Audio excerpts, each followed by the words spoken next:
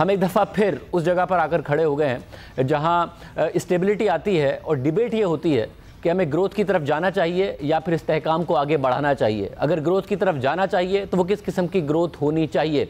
माजी में अनफॉर्चुनेटली ये हुआ कि जैसे स्टेबिलिटी आई तो ये डिबेट तो हुई नहीं कि हम ग्रोथ की तरफ जाएं ना जाएं।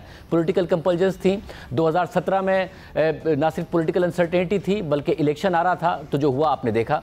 फिर 2022 में पॉलिटिकल अनसर्टेनिटी थी, हुकूमत अपने आप को जाता हुआ देख रही थी। फिर जो हुआ आपने देखा कि ग्रोथ आई दोनों वक्त में, मगर बहुत ज़्यादा बड़ा करंट अकाउंट डेफिसिट लेके आई, जिससे मुल्क डिफ़ॉल्ट के करीब चला गया और हम IMF के दरवाजे पर चले गए।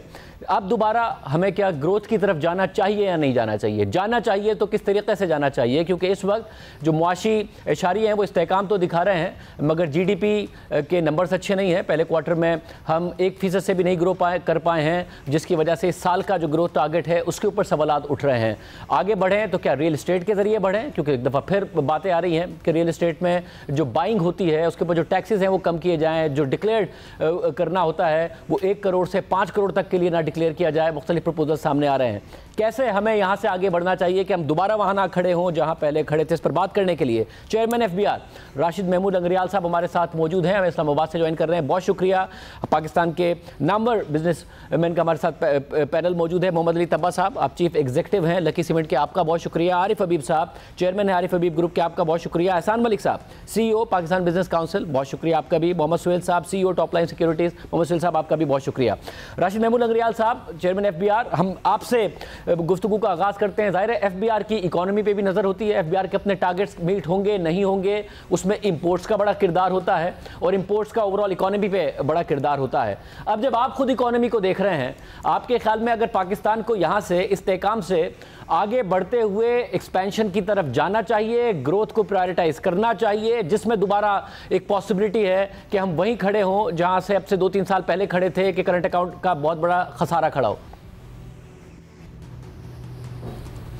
बहुत शुक्रिया शाहजेब साहब। बुनियादी देखिए बात यह है कि ये तो हमारा यूजुअल साइकिल है और हम सब इससे फेमिलियर हैं।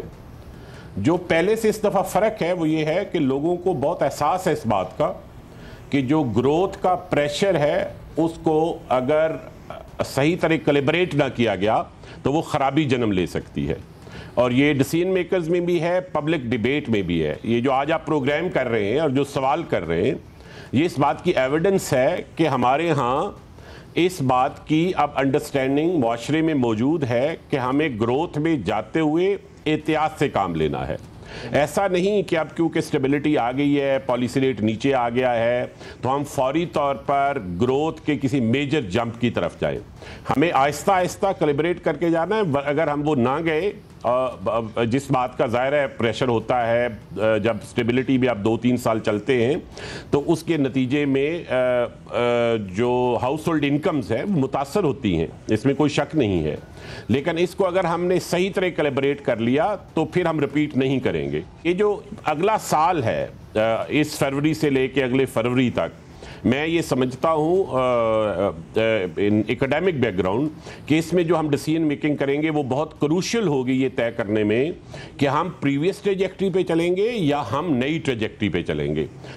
अभी तक जो मुझे ये लग रहा है डिसीजन मेकर्स का भी, जब मैं बिजनेस काउंसिल के लोगों से मिलता हूँ, बाकी लोगों से मिलता हूँ, तो ये सब जगह एहसास मौजूद है। इवन जो लोग बैंकर्स हैं उनमें भी एहसास मौजूद है, रेगुलेटर्स में भी मौजूद है कि हमें इसमें एहतियात से चलने की ज़रूरत है। और मेरा अपना यह ख्याल है कि गवर्नमेंट की साइड पे भी, कैबिनेट लेवल पे, हमारे जो बाकी टेक्निकल सर्कल्स हैं उस सब में भी ये एहसास मौजूद है।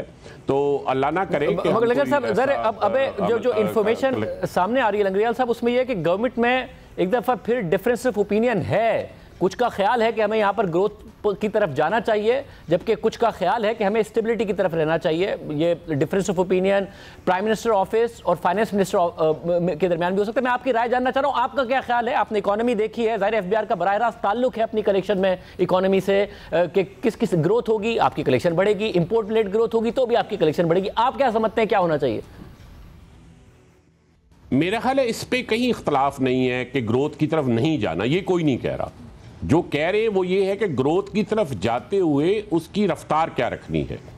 अभी अगर आज आप कहें कि हमने ग्रोथ का एक पर्टिकुलर वेरी हाई टारगेट रखना है, वो बहुत आसान काम है गवर्नमेंट के लिए करना, लेकिन उसके कॉन्सिक्वेंसेस माशरे के लिए ठीक नहीं। आप देखें ना, जब इतने हम हाई इन्फ्लेशन रेट के दौर से गुजर रहे थे, तो आज जो आर्गूमेंट है कि जी गरीब लोगों तक फायदा नहीं पहुंचा, गरीब लोगों को बहुत बड़ा फायदा पहुंचा है।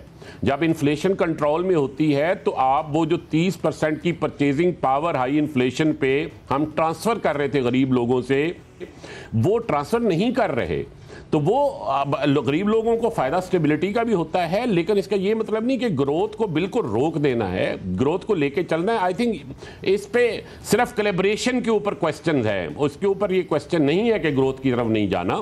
बहुत सारे सेक्टर्स हैं जिसमें उसकी गुंजाइश मौजूद है और उधर बिल्कुल जाना चाहिए। और लगेगा साहब, जब आपने कहा कि जो गरीब लोगों को फायदा पहुंचा है, मेरा ख्याल इसको ये कह लेते हैं कि गरीब लोगों का जितनी तेजी से नुकसान हो रहा था उतनी तेजी से नुकसान होना बंद हो गया है, क्योंकि ना तो उनकी इनकम उस तरीके से बढ़ी है, इन्फ्लेशन का इंपैक्ट पहले ही पिछले 3 साल में बहुत ज्यादा है, तो उनका नुकसान की रफ्तार उनको स्लो हो गई है।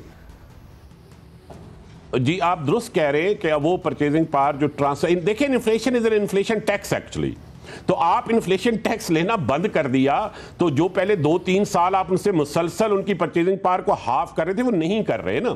अगर हम दोबारा खुदा न खास्ता कभी उस साइकिल में जाएं तो वो इन्फ्लेशन टैक्स उन्हें दोबारा फेस करना पड़ेगा। आपके पास बहुत मायानोज लोग बैठे हैं, ये सब इनकी इस बात की बहुत अच्छी अंडरस्टैंडिंग है, तो ये बिल्कुल है। लेकिन आप ग्रोथ मुख्तलिफ सेक्टर्स में, अगर आप जनवरी के नंबर्स देखें तो आपको बहुत सारे सेक्टर्स में अब उसके साइंस नजर आने शुरू हो गए। मशीनरी इंपोर्ट्स के नंबर देखें तो आपको साइन देखिए, ये अर्ली साइंस है, ये एक्चुअल ग्रोथ नहीं है, ये आपके प्रीकर्सर्स हैं, तो वो आने शुरू हो गए हैं। तो इसी की तरह इसको हमें, we have to remain steadfast, we have to stay the course, और कोर्स वही है, वो हमें बड़ा अच्छी तरह पता है कि क्या है।